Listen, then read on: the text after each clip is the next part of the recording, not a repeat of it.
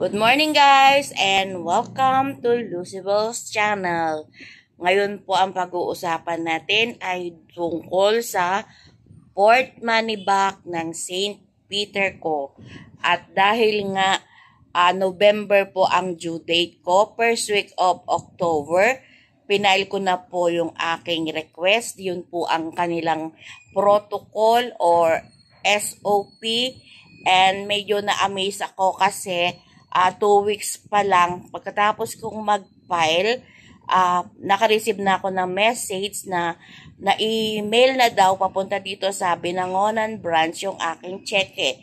And yesterday ay naka-receive ako ng text from Binangonan branch na pwede ko na siyang pick upin. So today pupunta tayo sa St. Peter at yun nga, makakakubra naman na tayo ng Port Money Back. O, diba? Ang ganda. Good news. At para dun, di ko alam anong nangyari dun sa mga nagkakaproblema. Ako naman, guys, 1 taon na lang uli ang kukubrahin ko.